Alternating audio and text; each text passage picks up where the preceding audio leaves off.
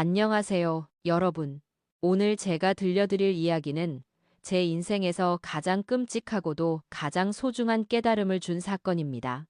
이 이야기를 하는 지금도 마음이 떨립니다. 하지만 저와 같은 일을 겪는 분들이 더 이상 없기를, 그리고 가족의 소중함을 다시 한번 깨닫기를 바라는 마음으로 용기를 내어 말씀드립니다. 저는 올해 71살 김명자입니다. 40년간 한 남자를 사랑하며 살아온 평범한 아내이자 어머니였습니다. 그런 제가 어떻게 하루아침에 치매 환자로 둔갑해 요양원에 버려졌는지, 그리고 그 뒤에 숨어있던 충격적인 진실은 무엇인지 끝까지 들어보시기 바랍니다. 모든 것이 시작된 건 남편 재현이가 유럽 여행을 떠난 그 열흘이었습니다. 그때만 해도 저는 몰랐습니다. 제 인생이 완전히 뒤바뀔 거라는 걸 말이에요. 우리 가족을 소개해 드릴게요. 남편 김재현은 30년간 검사로 일하다 은퇴한 사람입니다. 성격이 차분하고 의리가 있어서 주변 사람들의 신뢰를 받았죠. 저는 그런 남편을 40년간 내조하며 살았습니다. 요리하고, 청소하고, 빨래하고, 그저 평범한 주부의 삶을 살았어요. 우리에게는 아들 민호가 하나 있습니다.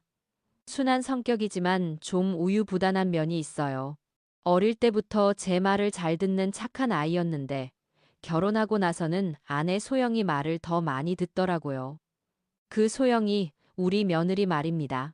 처음 만났을 때는 얌전하고 예의 바른 아이라고 생각했어요. 키도 크고 날씬하고 화장품 회사에서 일하는 똑똑한 여자였거든요. 하지만 지금 생각해보면 그때부터 뭔가 계산적인 면이 있었던 것 같아요. 우리 강남 아파트를 처음 봤을 때 눈빛이 달라지더라고요. 우리가 살던 곳은 강남구 압구정동의 사룸 아파트였습니다. 재현이가 젊을 때부터 모은 돈으로 산 집이에요. 당시에는 그렇게 비싸지 않았는데 지금은 15억 정도 될 거예요. 재현이는 항상 이 집은 우리가 평생 살 집이고 나중에는 민호에게 물려줄 거야 라고 했어요. 소영이와 민호가 결혼한 지 벌써 10년이 되었는데 그동안 우리 네 식구는 그 집에서 함께 살았습니다. 처음에는 괜찮았어요. 소영이도 저를 어머니라고 부르며 예의를 지켰거든요. 하지만 시간이 지날수록 뭔가 불편한 기류가 느껴지기 시작했어요. 특히 작년부터 소영이의 태도가 많이 달라졌습니다. 제가 무슨 말을 해도 시큰둥한 반응을 보이고 민호와 둘이 있을 때 제 이야기를 하는 것 같았어요. 문을 닫고 속삭이듯 대화하는 소리가 자주 들렸거든요. 민호야, 언제까지 부모님과 함께 살 거야? 우리도 독립해야 하지 않을까? 소영이의 목소리였어요. 하지만 부모님을 혼자 둘 수는 없잖아. 특히 엄마는 나이도 드시고 민호가 주저주저하며 대답했죠. 그렇다면 부모님이 좀 더 작은 집으로 이사하시는 게 어떨까? 이 집은 너무 커서 관리하기도 힘드실 텐데. 문 너머로 들려오는 그런 대화들이 제 마음을 아프게 했어요. 하지만 저는 모른 척 했습니다. 며느리와 아들 사이에 끼어들고 싶지 않았거든요. 그런 가운데 재현이가 대학 동창들과 유럽 여행을 가기로 했어요. 은퇴 기념으로 10일간 독일과 프랑스를 여행하는 거였죠. 여보, 혼자 집에 있으면서 심심하지 않을까? 나도 같이 갈까? 제가 물어봤어요. 아니야, 남자들끼리 가는 여행이니까. 그리고 며느리랑 아들이 있으니까 심심하지 않을 거야. 재현이가 웃으며 말했습니다. 지금 생각해보면 그때 따라갔어야 했는데, 그랬다면 이런 일은 일어나지 않았을 텐데 말이에요. 재현이가 떠난 첫째 날은 평온했습니다. 저는 평소처럼 아침을 준비하고 민호와 소영이를 배웅했어요. 그런데 둘째 날부터 소영이의 태도가 확연히 달라졌어요. 어머니, 요즘 많이 깜빡깜빡 하시는 것 같은데 괜찮으세요? 갑자기 소영이가 이상한 말을 꺼냈어요. 깜빡한다고? 뭘 말이야? 어제도 가스레인지 켜놓고 깜빡하셨잖아요. 그리고 열쇠도 어디 뒀는지 한참 찾으셨고. 어제도 가스레인지 켜놓고. 저는 당황했어요. 그런 일이 있었나 싶어서요. 그런가? 나는 기억이 안 나는데. 어머니, 혹시 병원에 가서 검사 받아보시는 게 어떨까요? 요즘 치매 초기 증상이라는 게 있다더라고요. 치매라는 단어가 나오자 섬뜩했어요. 하지만 소영이가 제 건강을 걱정해주는 거라고 생각했죠. 그 다음 날, 소영이가 또 이상한 말을 했어요. 어머니, 어젯밤에 잠꼬대를 하셨어요. 그것도 아주 크게. 잠꼬대를? 나는 원래 잠꼬대 같은 거 안 하는데. 민호 오빠도 들었어요. 그쵸, 오빠? 소영이가 민호를 쳐다봤어요. 민호는 어색한 표정을 지으며 고개를 끄덕였어요. 어, 네, 그런 것 같아요. 저는 점점 혼란스러워졌어요. 정말 제가 그런 일들을 하고도 기억을 못하는 건가 싶어서요. 나이가 들면 그럴 수 있다고 생각했죠. 나흘째 되던 날 소영이가 결정적인 말을 했어요. 어머니, 제가 아는 의사 선생님이 계시는데 한번 상담 받아보시는 게 어떨까요? 집에서 간단한 검사도 할 수 있다고 하시던데요. 집에서 검사를? 네, 치매 전문의세요. 박지영 선생님이라고 하시는데 친절하고 신뢰할 만한 분이에요. 저는 그때까지도 소영이가 제 건강을 걱정해 주는 거라고 생각했어요. 며느리가 이렇게까지 신경 써주는 게 고마웠거든요. 이틀 후 박지영이라는 의사가 집에 왔어요. 40대 중반쯤 되어 보이는 여성이었는데 첫인상은 나쁘지 않았어요. 안녕하세요, 어머님. 저는 신경정신과 의사 박지영입니다. 의사가 정중하게 인사했어요. 네, 안녕하세요. 며느님께서 어머님이 요즘 기억력이 좀 떨어지신다고 연락을 주셨는데 간단한 검사를 해보겠습니다. 검사는 생각보다 간단했어요. 몇 가지 질문을 하고 간단한 그림을 그려보라고 하고 숫자를 거꾸로 말해보라고 하는 정도였죠. 저는 모든 질문에 정확히 답변했다고 생각했어요. 그런데 의사는 심각한 표정을 지었어요. 어머님 결과가 좀 염려스럽네요. 경도인지장애 단계로 보이는데 앞으로 더 악화될 가능성이 높습니다. 네, 뭐라고요? 쉽게 말해서 치매 초기 단계라고 보시면 됩니다. 전문적인 치료와 관리가 필요해 보여요. 저는 충격을 받았어요. 제가 치매라고요? 아직 머리도 맑고 모든 걸 다 기억하는데? 소영이가 옆에서 말했어요.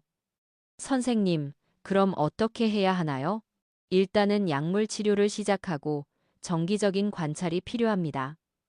그리고 가족분들이 24시간 돌봄을 할 수 없다면 전문 시설을 생각해 보시는 것도. 전문 시설이라뇨? 요양원 같은 곳 말입니다. 어머님 상태가 악화되기 전에 미리 준비하시는 게 좋겠어요.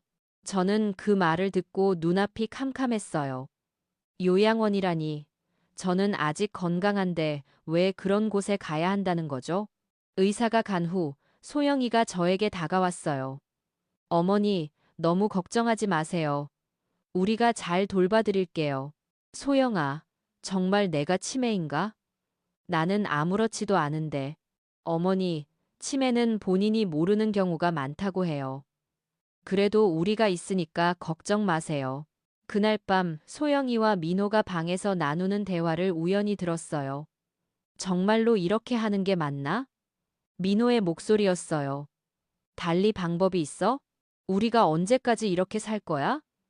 이 집은 분명 우리 것이 되어야 해. 소영이의 목소리는 차갑고 단호했어요. 하지만 엄마는 아직 건강하잖아. 의사가 치매라고 했잖아. 그리고 시간이 지나면 더 심해질 거야. 미리 준비하는 게 나아. 그래도, 민호야, 우리 아필도 생각해야지. 아이도 가져야 하고, 우리만의 공간도 필요해. 이 기회를 놓치면 언제 또 이런 기회가 올까? 저는 그 대화를 듣고 온몸이 차가워졌어요. 설마 이 모든 게 계획된 일인 건 아니겠죠? 하지만 뭔가 이상했어요. 의사도, 소영이의 태도도, 민호의 불안한 모습도 모든 게 의심스러웠어요. 이틀 후 소영이가 큰 뉴스를 가져왔어요. 어머니, 정말 좋은 곳을 찾았어요. 서울 외곽에 있는 실버케어 센터인데 시설도 좋고 의료진도 훌륭하대요. 요양원 말이야? 네, 하지만 호텔 같은 곳이에요. 정원도 예쁘고 개인 방도 있고 어머니께서 좋아하실 거예요. 저는 아직 믿을 수 없었어요. 소영아, 나는 정말 여기서 너희들과 함께 살고 싶어. 그곳에 꼭 가야 하나? 소영이의 표정이 잠깐 차가워졌다가 다시 부드러워졌어요. 어머니, 전문적인 관리를 받으시는 게 좋다고 의사 선생님이 말씀하셨잖아요. 그리고 우리도 자주 면회 갈게요. 민호야, 너는 어떻게 생각하니? 저는 아들에게 물었어요. 민호는 눈을 피하며 대답했어요. 엄마 건강이 우선이죠. 전문가들이 돌봐주시면 더 좋지 않을까요? 그 순간 저는 완전히 절망했어요. 내 아들마저도 나를 버리려 한다는 생각이 들었거든요. 재현이가 돌아오기 하루 전 소영이가 갑자기 짐을 싸라고 했어요. 어머니, 내일 아버지께서 돌아오시기 전에 먼저 가시는 게 좋겠어요. 아버지께서 보시면 너무 마음 아파하실 거예요. 내가 왜 숨어야 하는데? 재현이에게 말하고 결정할 일이잖아. 어머니, 아버지께서는 어머니를 너무 사랑하세요. 어머니가 아프다는 걸 받아들이지 못하실 거예요. 그럼 더 복잡해져요. 저는 그때까지도 소영이의 말을 믿었어요. 정말 제가 치매고 재현이에게 충격을 주지 않으려는 배려라고 생각했거든요. 그렇게 저는 2개의 큰 가방에 옷가지와 생필품을 챙겼어요. 40년간 살던 집을 떠나면서 마음이 찢어질 것 같았어요. 괜찮아질 거예요, 어머니. 그곳에서 좋은 치료 받으시고 빨리 나으셔야 해요. 소영이가 말했지만 그 목소리에는 진정성이 느껴지지 않았어요. 민호는 끝까지 제 눈을 보지 못했어요. 짐을 들고 차로 향하는 제 뒤를 따라오면서도 말이에요. 엄마, 자주 면회 갈게요. 민호가 작은 목소리로 말했어요. 그래, 민호야. 엄마는 괜찮으니까 너무 걱정하지 마. 저는 억지로 웃으며 말했어요. 아들이 죄책감을 느낄까봐 걱정되었거든요. 실버케어 센터는 생각보다 깔끔했어요. 하지만 집이 아니라는 게 느껴졌죠. 직원들은 친절했지만 가족의 따뜻함과는 달랐어요. 김명자 어르신 안녕하세요. 저는 간호사 이영미입니다. 편하게 지내세요. 담당 간호사가 인사했어요. 제 방은 혼자 쓰는 1인실이었어요. 창문으로는 정원이 보였고 나쁘지 않았어요. 하지만 왠지 모르게 감옥 같은 느낌이 들었어요. 어르신 치매 진단을 받으셨다고 하는데 지금 컨디션은 어떠세요? 간호사가 물었어요. 저는 정말 치매인가요? 아직 모든 걸 다 기억하는데 처음에는 다들 그렇게 말씀하세요. 하지만 점점 증상이 나타날 거예요. 미리 적응하시는 게 좋아요. 그날 밤 저는 잠을 이루지 못했어요. 이상했어요. 정말 이상했어요. 제가 치매라면서 왜 모든 걸 다 기억하는 걸까요? 재현이의 전화번호도 우리 집 주소도 민호가 어릴 때 했던 말들도 모든 게 생생한데 말이에요. 이틀째 되던 날 더욱 이상한 일이 있었어요. 소영이가 면회를 왔는데 다른 사람이 있을 때와 없을 때 태도가 완전히 달랐어요. 다른 사람들 앞에서는 어머니 어떠세요? 많이 좋아지셨나요? 라고 다정하게 말하다가 둘이만 있을 때는 차갑게 말했어요. 어머니, 만약 다른 사람들이 와서 뭐라고 물어봐도 모른다고 하세요. 특히 기억이 안 난다고 하시고요. 왜 그래야 하는데? 어머니는 지금 치매 환자예요. 그러니까 행동도 그에 맞게 하셔야 해요. 저는 그때 확신했어요. 뭔가 잘못되었다는 걸 말이에요. 하지만 어떻게 해야 할지 몰랐어요. 누구에게 말해야 할지도 몰랐고요. 사흘째, 재현이가 집에 돌아왔다는 소식을 들었어요. 간호사가 알려준 거였어요. 어르신 남편분이 연락하셨는데 내일 면회 오신다고 하세요. 제 마음은 뛰기 시작했어요. 재현이가 온다고? 그럼 모든 걸 말해야겠어요. 이 모든 게 이상하다는 걸, 저는 치매가 아니라는 걸 말이에요. 하지만 그날 밤 소영이가 갑자기 왔어요. 어머니, 내일 아버지께서 오시는데 조심하셔야 해요. 조심하다니? 아버지 앞에서 이상한 말 하시면 안 돼요. 어머니는 치매 환자라는 걸 잊으시면 안 되거든요. 소영아, 도대체 왜 이러는 거야? 왜 내가 치매인 척 해야 하는 거야? 소영이의 얼굴이 순간 일그러졌어요. 어머니, 지금 무슨 말씀을 하시는 거예요? 의사가 진단했잖아요. 그 의사 말이야. 정말 제대로 된 의사가 맞나? 나는 정말 아무 문제 없다고. 어머니. 소영이가 목소리를 높였어요. 정신 차리세요. 어머니는 지금 아파요. 그러니까 치료받고 있는 거예요. 그 순간 저는 소영이의 진짜 얼굴을 봤어요. 차갑고 무서운 얼굴 말이에요. 만약에 아버지께 이상한 말 하시면 어머니한테 좋지 않을 거예요. 소영이가 협박하듯 말했어요. 저는 무서웠어요. 정말 무서웠어요. 이 모든 게 소영이의 계획이었다는 걸 깨달았거든요. 다음 날 재현이가 왔어요. 10일 만에 보는 남편의 얼굴이 그리웠어요. 하지만 소영이도 같이 왔어요.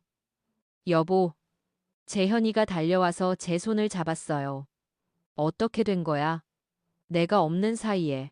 저는 말하고 싶었어요. 모든 걸 다 털어놓고 싶었어요.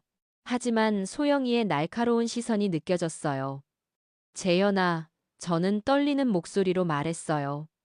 여보, 나야, 재현이야. 알아보겠어? 바리사의 켄징 바리사로남이라. 재현이의 목소리에는 절망이 배어 있었어요. 소영이가 끼어들었어요. 아버지, 어머니께서 요즘 기억이 많이 안 나세요. 의사 선생님도 그러시고, 의사가 뭐라고 했는데? 치매 3단계라고 하시더라고요. 그래서 전문적인 치료가 필요해서 재현이의 얼굴이 하얗게 질렸어요. 3단계라고? 그런데 여보는 멀쩡해 보이는데 저는 그때 결심했어요. 소영이가 뭐라고 하든 진실을 말하겠다고요. 재현아, 저는 입을 열려고 했어요. 저는 입을 열려고 그런데 소영이가 갑자기 말했어요. 아버지, 어머니께서 가끔 헛소리 하세요. 지금도 그런 상태인 것 같아요. 헛소리라니? 네, 자꾸 자신은 아프지 않다고 집에 가고 싶다고 하세요. 의사 선생님이 그런 증상이 나타날 수 있다고 하셨어요.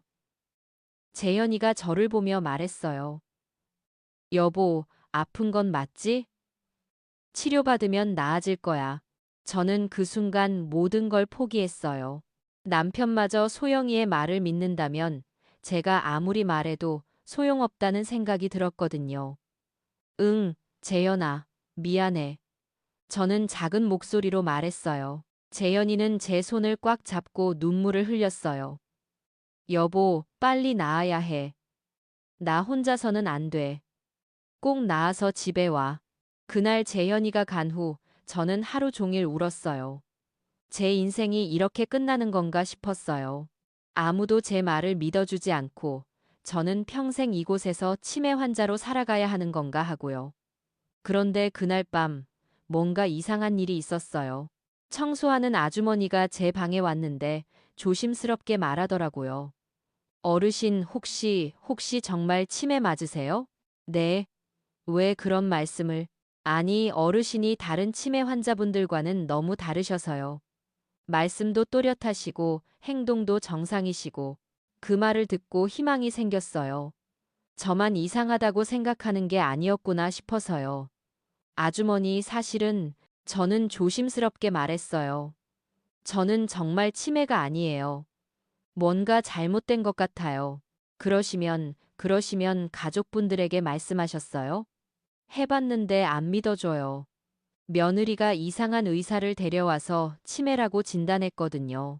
청소 아주머니는 심각한 표정을 지었어요. 어르신, 그럼 정말 큰일이네요. 이런 일이 요즘 많이 일어난다고 들었어요. 정말요? 네. 재산을 노린 가족들이 어르신들을 속여서 요양원에 보내는 일이요. 어르신, 남편분이 오시면 꼭 말씀드리세요. 그 아주머니 덕분에 저는 용기를 얻었어요. 다음에 재현이가 오면 꼭 진실을 말하겠다고 다짐했어요. 며칠 후 재현이가 또 왔어요. 이번에는 혼자 왔더라고요. 소영이는 일이 있다고 했나 봐요. 여보, 컨디션은 어때? 재현이가 걱정스럽게 물었어요. 재현아, 나 정말 중요한 말이 있어. 저는 재현이의 손을 꽉 잡았어요. 뭔데? 말해봐. 나는 치매가 아니야. 소영이가 거짓말을 했어. 재현이의 표정이 변했어요. 여보, 무슨 말이야? 의사가, 그 의사 말이야. 소영이가 데려온 의사야. 나는 정말 아무 문제 없어. 모든 걸 다 기억해. 우리가 처음 만난 날, 민호가 태어난 날, 모든 걸 다 기억한다고. 재현이는 혼란스러워했어요. 하지만 치매 진단서가, 재현아, 내 말을 믿어줘. 제발. 소영이가 우리 집을 차지하려고 이런 짓을 한 거야. 너만이 날 구해줄 수 있어. 재현이는 한동안 말이 없었어요. 저를 유심히 바라보더니 말했어요. 여보, 정말 모든 걸 기억해?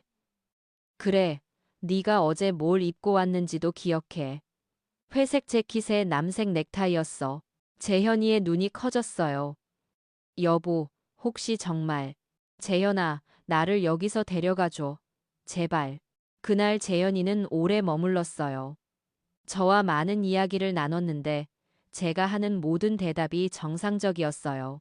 과거의 일들, 현재 상황, 모든 걸 정확히 기억하고 있었거든요. 여보, 만약 정말 네가 말하는 게 맞다면 재현이의 목소리가 떨렸어요. 맞다고. 나는 정말 아무 문제 없어. 재현이가 집에 간 후 상황이 급변했어요. 재현이가 집에서 소영이와 민호를 추궁했나 봐요. 그날 밤 늦게 소영이가 달려왔어요. 얼굴이 창백했어요. 어머니, 아버지께 뭐라고 말씀하셨어요? 사실대로 말했어. 나는 치매가 아니라고.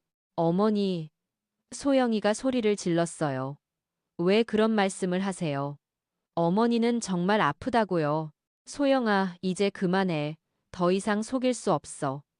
재현이는 눈치챘어. 소영이의 얼굴이 일그러졌어요. 어머니, 어머니께서 이상한 소리를 하시니까 아버지께서 혼란스러워 하시는 거예요. 소영아, 너 정말 무서운 애구나. 어떻게 시어머니를 이렇게까지 할 수 있니? 저는 잘못한 게 없어요. 어머니가 치료받으시는 게 맞다고요. 하지만 소영이의 목소리에는 더 이상 확신이 없었어요. 재현이가 의심하기 시작했다는 걸 알고 있었거든요. 다음 날 재현이가 전문가와 함께 왔어요. 정신과 의사였는데 진짜 치매 전문의였어요. 어르신 안녕하세요. 저는 서울대병원 신경과 김진우 교수입니다. 진짜 전문의는 달랐어요. 훨씬 더 정밀한 검사를 했고 질문도 전문적이었어요. 1시간 후 김 교수가 재현이에게 말했어요. 환자분은 치매가 아닙니다. 인지 능력도 정상이고 기억력도 또렷합니다. 누가 치매라고 진단했는지 모르겠지만 완전히 잘못된 진단이에요. 재현이의 얼굴이 하얗게 질렸어요. 그럼 우리 와이프는 네, 완전히 정상입니다. 여기 있을 이유가 전혀 없어요. 그 순간 저는 눈물이 쏟아졌어요. 드디어 누군가가 제 말을 믿어준 거예요. 재현이는 그 자리에서 저를 데리고 나가겠다고 했어요. 하지만 요양원 측에서는 가족의 동의가 있어야 한다고 했어요. 가족이라니?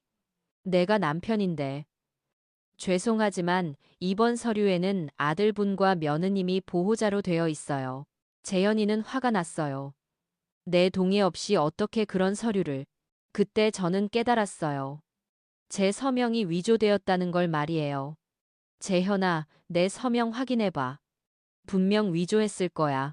재현이가 서류를 확인하더니 얼굴이 굳어졌어요. 이 서명, 내 서명이잖아. 내가 언제 이런 걸 했다고? 모든 퍼즐이 맞춰졌어요. 소영이는 재현이가 여행 간 사이에 서명까지 위조해서 저를 요양원에 보낸 거였어요. 재현이는 그 자리에서 경찰에 신고하겠다고 했어요. 하지만 저는 말렸어요. 민호도 연루된 일이니까 신중해야 한다고 생각했거든요. 재현아, 일단 집으로 가자. 그리고 소영이와 직접 대화해보자. 집으로 가는 차 안에서 재현이가 말했어요.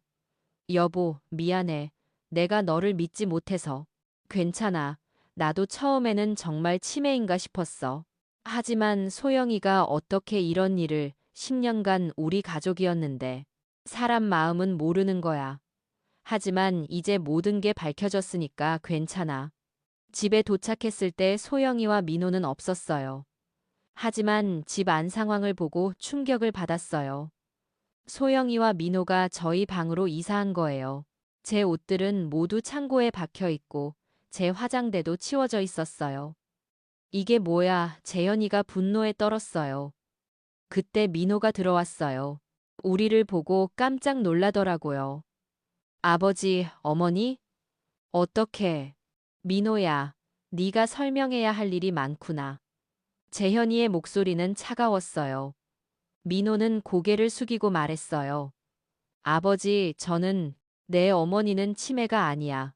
완전히 정상이라고 의사가 확인했어. 민호의 얼굴이 하얗게 변했어요. 그럴 리가. 그럼 왜 어머니를 요양원에 보냈니? 내 서명을 위조까지 하면서? 아버지, 저는 정말 엄마가 아프다고 생각했어요. 소영이 탓만 할 거니? 너도 공범이잖아. 민호는 그제야 무릎을 꿇었어요. 아버지, 어머니, 정말 죄송합니다. 저는 정말 그때 소영이가 들어왔어요. 우리를 보고도 당황하지 않더라고요. 어머니, 왜 나오셨어요? 치료받으셔야죠. 소영아, 이제 그만해. 모든 게 들통났어. 제가 말했어요. 뭐가 들통났다는 거예요? 어머니는 정말 아프시잖아요. 재현이가 나섰어요. 소영아, 의사가 확인했어. 우리 와이프는 치매가 아니야. 소영이의 표정이 잠깐 변했지만 곧 다시 태연해졌어요. 그럼 오진이었나 보네요. 다행이에요. 오진, 너는 처음부터 알고 있었잖아. 재현이가 소리쳤어요. 무슨 말씀이세요? 저는 어머니 건강을 걱정해서. 그럼 내 서명은 누가 위조한 거야? 소영이는 그제야 말이 막혔어요. 하지만 곧 다른 핑계를 댔어요. 아버지께서 여행 가시기 전에 서명하셨잖아요. 혹시 모를 상황에 대비해서라고 하시면서. 거짓말하지 마. 나는 그런 서류에 서명한 적 없어. 재현이는 정말 화가 났어요. 하지만 소영이는 끝까지 발뺌했어요. 아버지, 저희는 정말 어머니를 위해서 한 일이에요. 설마 일부러 그런 일을 했다고 생각하시는 건 아니죠? 그때 민호가 입을 열었어요. 소영아, 이제 그만해. 오빠, 뭘 그만하라는 거야? 다 털어놓자. 더 이상은 못하겠어. 소영이의 얼굴이 변했어요. 민호 오빠, 무슨 소리야? 민호가 무릎을 꿇고 말했어요. 아버지, 어머니, 정말 죄송합니다. 처음부터 계획된 일이었어요. 뭐라고? 재현이가 놀랐어요. 소영이가 이 집을 차지하려고 계획한 거였어요. 가짜 의사도 소영이가 섭외한 거고, 어머니를 요양원에 보낸 것도 다 계획이었어요. 소영이가 소리쳤어요. 민호 오빠, 왜 그런 말을? 소영아, 이미 들통났어. 더 이상 숨길 수 없어. 재현이는 믿을 수 없다는 표정이었어요. 소영아, 정말 그런 거야? 소영이는 한동안 말이 없었어요. 그러다 갑자기 웃기 시작했어요. 무서운 웃음이었어요. 하하하, 들통났네요. 그래요, 맞아요. 다 제가 계획한 거예요. 그 순간의 소영이는 제가 알던 며느리가 아니었어요. 완전히 다른 사람 같았어요. 어떻게 그럴 수 있어? 제가 물었어요. 어떻게요? 10년이에요, 10년. 제가 이 집에서 눈치 보며 산 게 10년이라고요. 그래도 그렇지, 시어머니를 속여서. 시어머니? 저는 언제까지 남의 집에서 살아야 해요? 제 집은 언제 가질 수 있어요? 소영이의 진짜 모습이 드러났어요. 10년간 숨겨온 탐욕과 원망이 한꺼번에 쏟아져 나왔어요. 이 집이 언젠가는 우리 것이 될 거라고 하셨지만 언제까지 기다려야 해요? 어머니가 죽을 때까지요? 소영아. 재현이가 소리쳤어요. 뭐가 잘못됐어요? 솔직한 말이잖아요. 저도 제 인생이 있어요. 아이도 가져야 하고 제 공간도 필요하고 그래서 건강한 시어머니를 치매 환자로 만든 거야? 어차피 나이 들면 치매 걸릴 거잖아요. 미리 준비한 거예요. 그 말을 듣고 저는 온몸에 소름이 돋았어요. 어떻게 사람이 이렇게 차갑게 변할 수 있을까요? 재현이가 말했어요. 소영아, 당장 이 집에서 나가. 네? 왜 제가 나가야 해요? 저희도 이 집에서 살 권리가 있어요. 권리? 내 아내를 속이고 요양원에 보낸 내가 무슨 권리를 말해? 법적으로는 문제 없어요. 치매 진단을 받았으니까요. 가짜 진단으로? 증명할 수 있어요? 그 의사가 가짜라고 증명할 수 있냐고요. 소영이는 끝까지 뻔뻔했어요. 하지만 재현이는 30년간 검사로 일한 사람이었어요. 소영아, 너는 큰 실수를 했어. 내 서명을 위조한 거 말이야. 그건 명백한 범죄야. 서명 위조요? 아버지께서 하신 거라고 했잖아요. 증거가 있어. 필적 감정을 받으면 금방 나올 거야. 그리고 가짜 의사 박지영, 그 사람도 찾아낼 거야. 소영이의 얼굴이 점점 하얗게 변했어요. 그리고 요양원 CCTV도 확인할 거야. 네가 어머니한테 뭐라고 말했는지 다 나올 거야. 재현이는 차분했지만 단호했어요. 검사 시절의 모습이 되살아났어요. 소영아, 너는 지금부터 선택해야 해.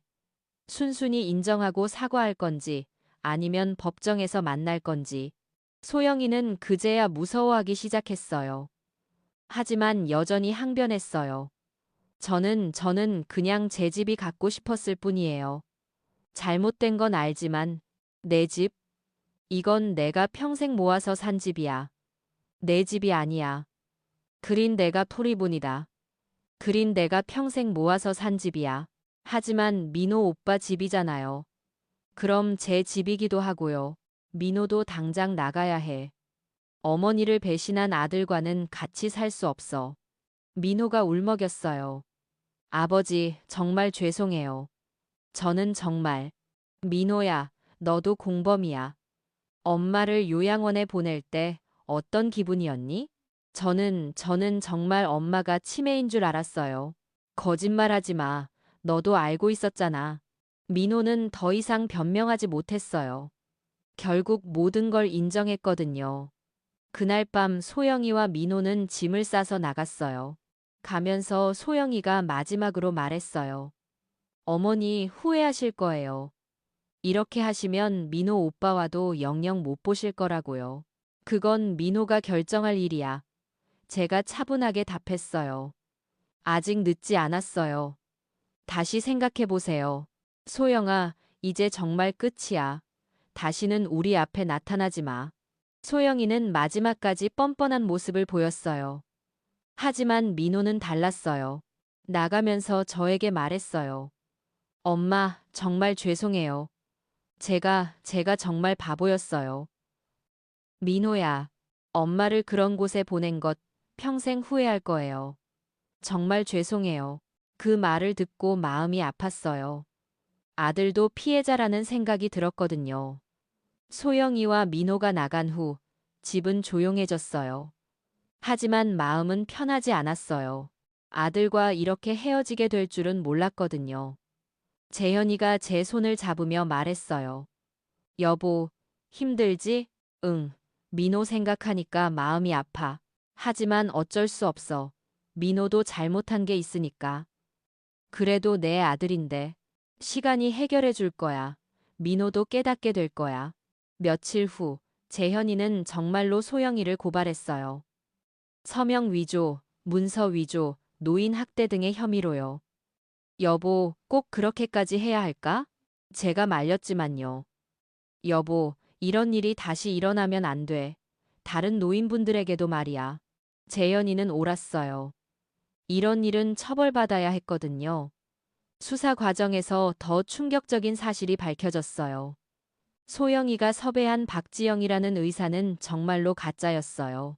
의사 면허도 없는 사람이었어요. 그리고 소영이는 이런 일을 처음 한 게 아니었어요. 다른 노인들도 속인 적이 있었거든요. 재판이 시작되었을 때 소영이는 여전히 자신의 잘못을 인정하지 않았어요. 저는 시어머니를 위해서 한 일이에요. 정말 치매라고 생각했거든요. 하지만 증거는 명확했어요. 위조된 서명, 가짜 의사, 그리고 요양원에서의 협박까지 모든 게 드러났어요. 민호는 달랐어요. 재판에서 모든 걸 솔직하게 털어놓았어요. 정말 죄송합니다. 저는 어머니보다 아내를 선택했습니다. 정말 잘못된 선택이었어요. 민호의 증언 덕분에 소영이의 죄상이 더 명확해졌어요. 재판이 끝나고 6개월 후 소영이는 징역 2년을 선고받았어요. 민호는 집행유예 1년과 사회봉사 200시간을 선고받았어요. 소영이의 부모님이 저희에게 와서 사과했어요. 그리고 피해 보상으로 5천만 원을 주겠다고 했어요. 처음에는 받기 싫었지만 재현이가 설득했어요. 여보, 이 돈으로 좋은 일 하자. 우리 같은 피해자들을 도와주자. 그래서 저희는 그 돈으로 실버정의 센터라는 단체를 만들었어요. 노인들을 속이는 가족들이나 사기꾼들로부터 노인들을 보호하는 일을 하는 거예요. 재현이가 법적 자문을 하고 저는 피해자들을 상담하는 일을 맡았어요. 제가 직접 겪은 일이니까 다른 분들의 마음을 잘 이해할 수 있었거든요. 그리고 6개월 후 뜻밖의 일이 일어났어요. 민호가 찾아온 거예요. 엄마, 아버지, 안녕하세요. 민호는 많이 야위어 있었어요. 혼자 살면서 고생을 많이 한 것 같았어요.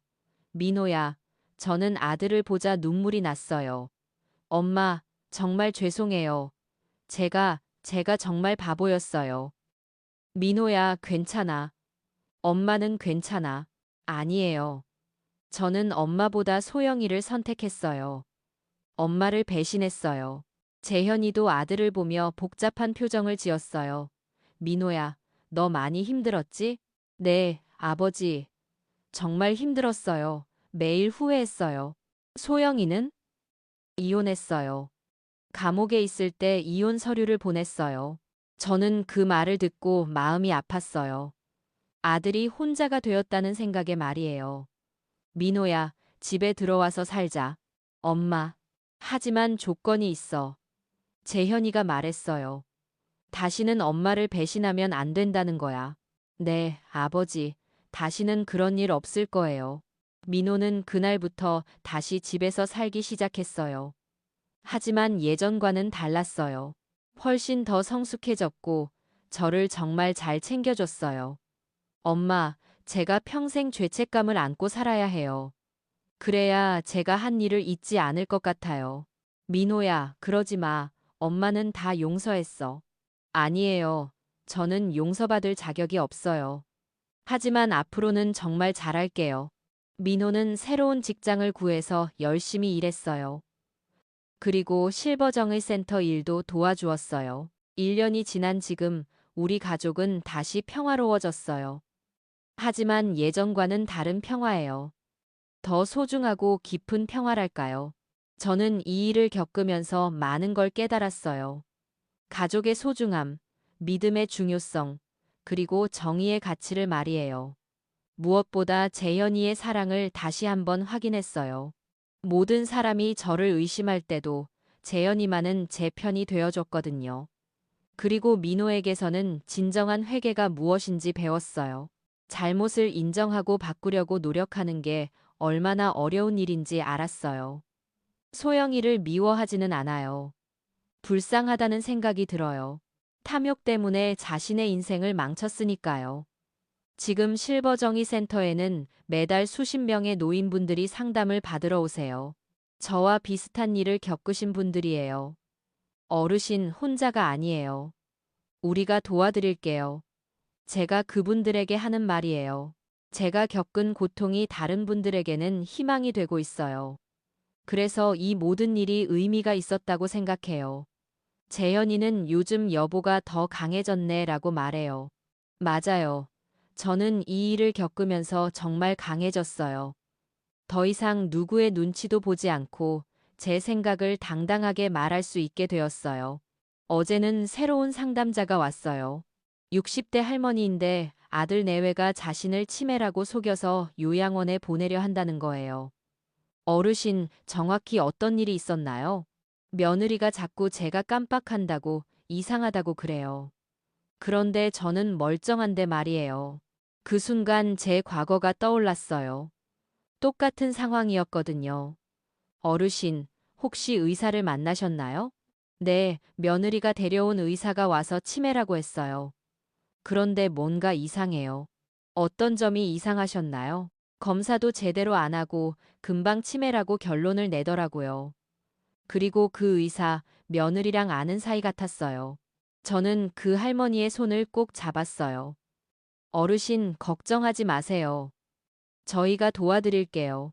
재현이가 법적 절차를 설명해 드리고 저는 제 경험을 나누어 드렸어요. 그 할머니는 울면서 고마워하셨어요. 정말 저와 같은 일을 겪으신 분이 계시다니.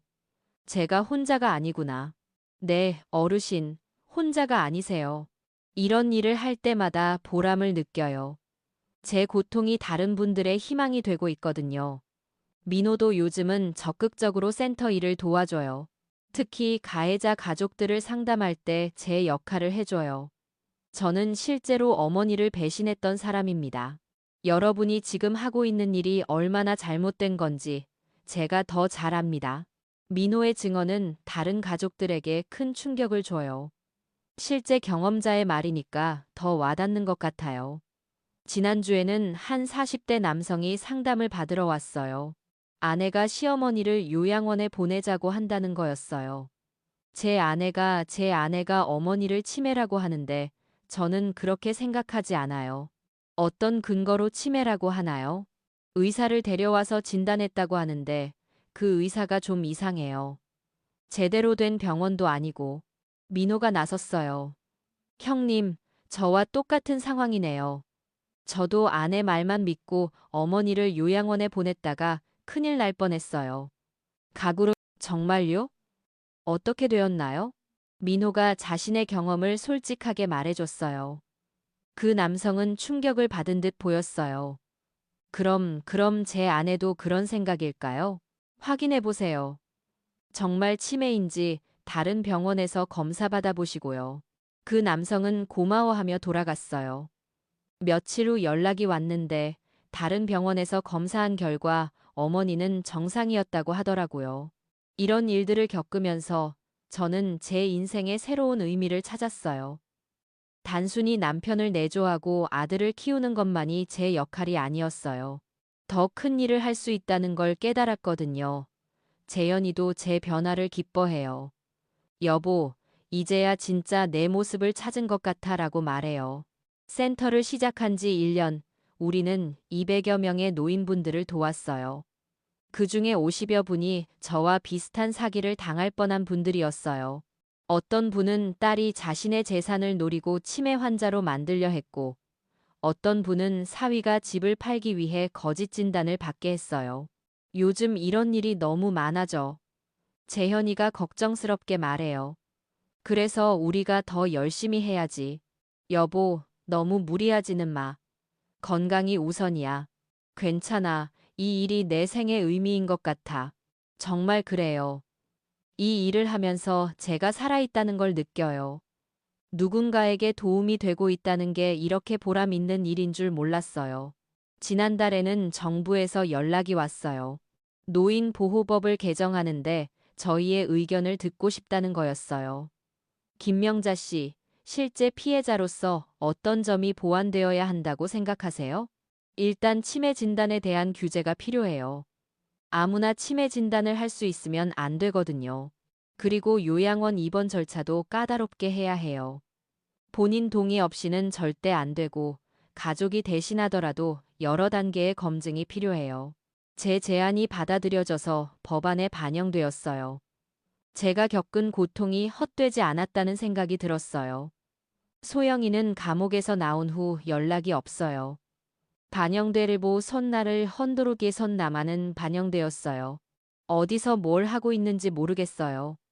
가끔 궁금하긴 하지만 그리워하지는 않아요. 민호에게 물어봤더니 완전히 연락을 끊었다고 하더라고요. 엄마, 소영이는 끝까지 잘못했다고 생각 안 했어요.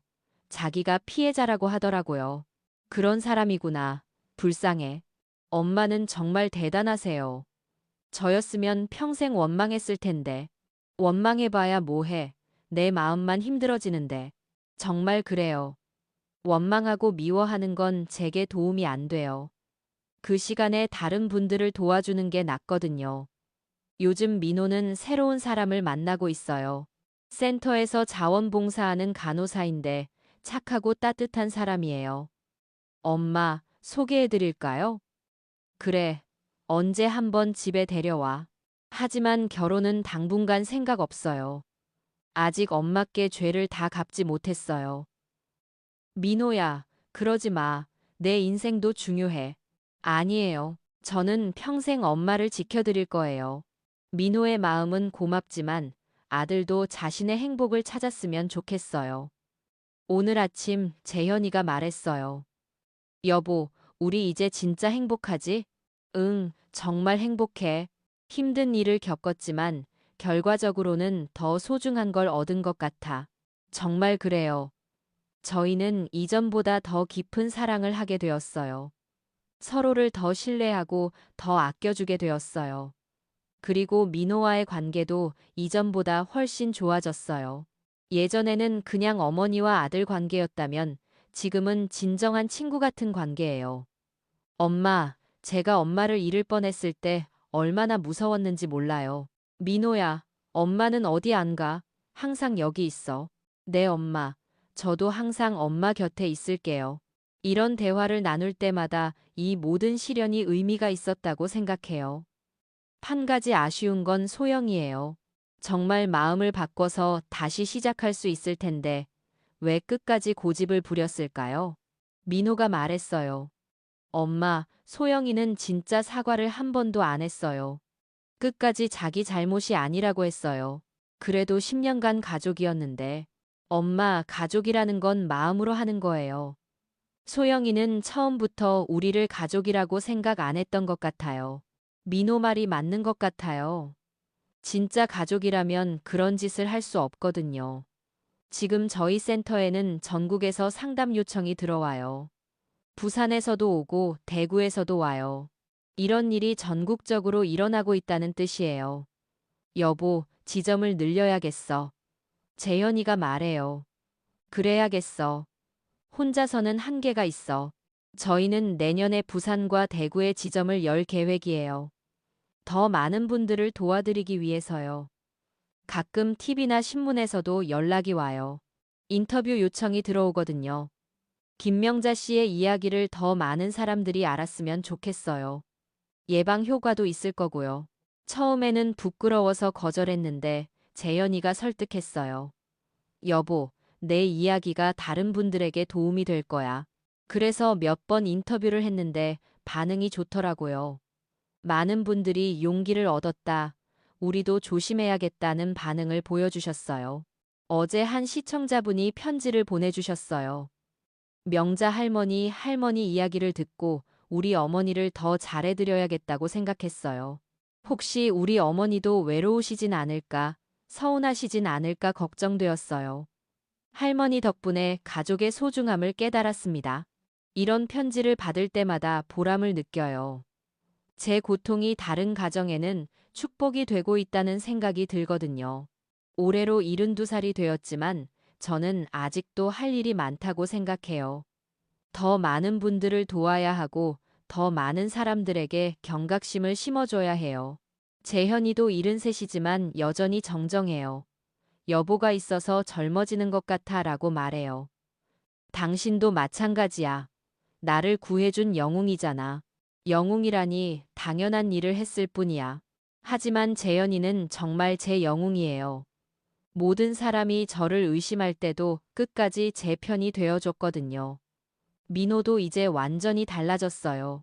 예전에는 우유부단하고 의존적이었는데 지금은 당당하고 독립적이에요. 엄마, 제가 예전에는 정말 바보였어요. 아내 말만 듣고 판단력을 잃었어요. 민호야, 그건 사랑했기 때문이야. 잘못된 사랑이었지만, 이제는 진짜 사랑이 뭔지 알 것 같아요. 상대방을 있는 그대로 받아들이고 보호해주는 게 사랑이에요. 민호가 만나는 간호사분도 참 좋은 사람이에요.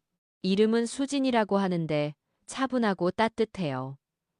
어머님, 민호 오빠가 어머님 이야기를 자주 해요. 정말 존경한다고 하더라고요. 수진아, 고마워. 민호가 많이 변했지? 네, 정말 착하고 성숙한 사람이에요. 특히 어머님을 대하는 모습을 보면 감동받아요. 수진이를 보면서 소영이가 생각나요. 처음에는 소영이도 이렇게 착해 보였는데 사람 마음은 정말 모르는 거네요. 하지만 수진이는 다를 거라고 믿어요. 진심이 느껴지거든요. 요즘 저는 책을 쓰고 있어요. 제 경험을 바탕으로 한 수기예요. 여보, 책 제목은 뭘로 할 거야? 내 곁에 거짓말이 어떨까? 아니면 사랑이라는 이름의 배신 같은 거? 둘 다 좋은데 좀 더 희망적인 제목이 어떨까?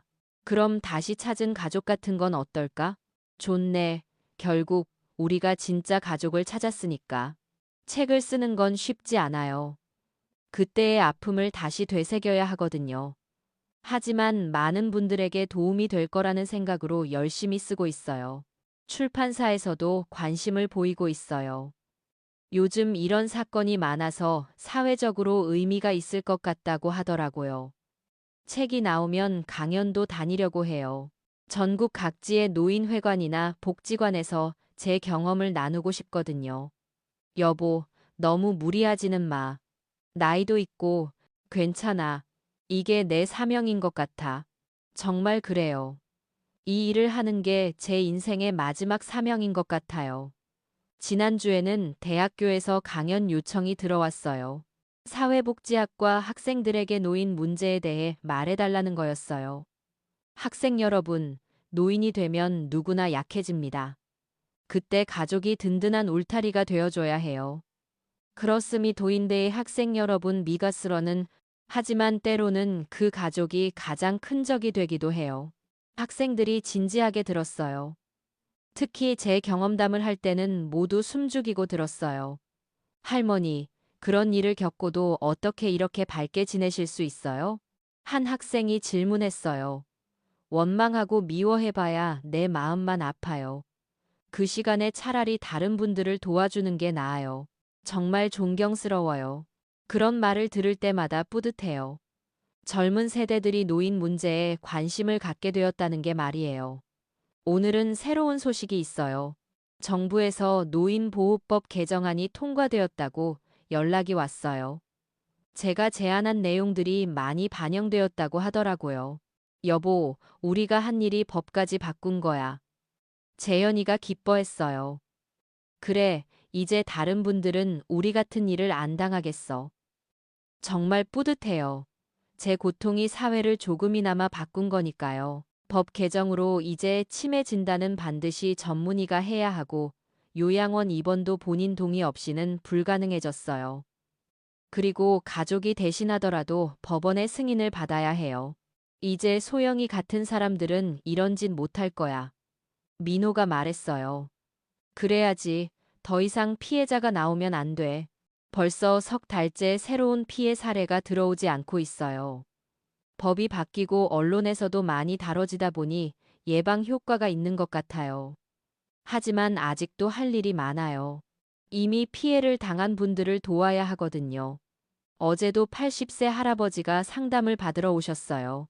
아들 내외가 자신을 요양원에 보내고 집을 팔았다는 거예요. 할아버님, 언제부터 그런 일이 시작되었나요? 한 6개월 전부터요. 갑자기 며느리가 제가 치매라고 하더니 의사를 데려와서 진단받게 했어요. 그 의사는 어떤 분이었나요? 젊은 여자 의사였는데 제대로 된 검사도 안 하고 금방 치매라고 하더라고요. 또 같은 패턴이에요. 가짜 의사 급작스러운 진단, 강제 요양원 입원. 할아버님, 걱정하지 마세요. 저희가 도와드릴게요. 다행히 새로 바뀐 법 때문에 그 할아버지는 쉽게 요양원에서 나올 수 있었어요. 그리고 아들 내외는 법적 처벌을 받게 되었어요. 고맙습니다. 정말 고맙습니다. 할머니가 아니었다면 저는 평생 그곳에 갇혀 살았을 거예요. 그 할아버지의 감사 인사를 들을 때마다 이 일을 하길 잘했다는 생각이 들어요. 이제 제 나이 72, 재현이는 73이에요. 나이는 들었지만 마음은 젊어요. 할 일이 있으니까 활력이 생기는 것 같아요. 민호도 내년에는 수진이와 결혼할 계획이에요. 이번에는 정말 좋은 사람을 만난 것 같아 마음이 놓여요. 엄마, 결혼식 때 축사해 주세요. 그래, 기꺼이 할게. 그리고 엄마 손자 손녀 빨리 안겨드릴게요. 아이고, 그럼 내가 진짜 할머니가 되는 거네. 생각해보니 제가 할머니가 될 나이가 되었네요. 소영이 때문에 손자 손녀를 못 봤는데 이제 볼 수 있을 것 같아요. 오늘 밤 재현이와 앉아서 차를 마시며 말했어요. 여보, 우리 정말 많은 일을 겪었네. 그래, 하지만 결국 잘 되었어. 그때 당신이 날 믿어주지 않았다면 어떻게 되었을까? 그런 생각하지 마. 나는 당연히 너를 믿어야 했어. 40년을 같이 산 사이인데. 고마워, 재현아. 나도 고마워, 명자야. 네가 있어서 내 인생이 의미 있어. 우리는 손을 맞잡고 창밖을 바라봤어요. 강남의 야경이 아름답게 펼쳐져 있었어요. 이 집에서 쫓겨날 뻔했었는데 지금은 이렇게 평화롭게 앉아 있으니 감개무량했어요. 내일부터 또 새로운 하루가 시작돼요. 상담받으러 오실 분들도 계시고 센터 일도 해야 하고 책도 써야 해요. 바쁘겠지만 행복해요. 제 인생에 이런 의미 있는 일이 생길 줄 몰랐거든요. 여러분도 혹시 주변에 이상한 일이 벌어지면 의심해 보세요. 특히 가족 중 누군가가 갑자기 치매라고 한다면 더욱 조심하세요. 그리고 무엇보다 가족을 사랑하세요. 진짜 가족은 어떤 상황에서도 배신하지 않아요. 서로를 믿고 지켜주고 사랑하는 게 가족이에요. 제가 이 이야기를 들려드린 이유도 바로 그거예요. 진짜 가족의 소중함을 알아주셨으면 해서요. 긴 이야기 들어주셔서 고맙습니다.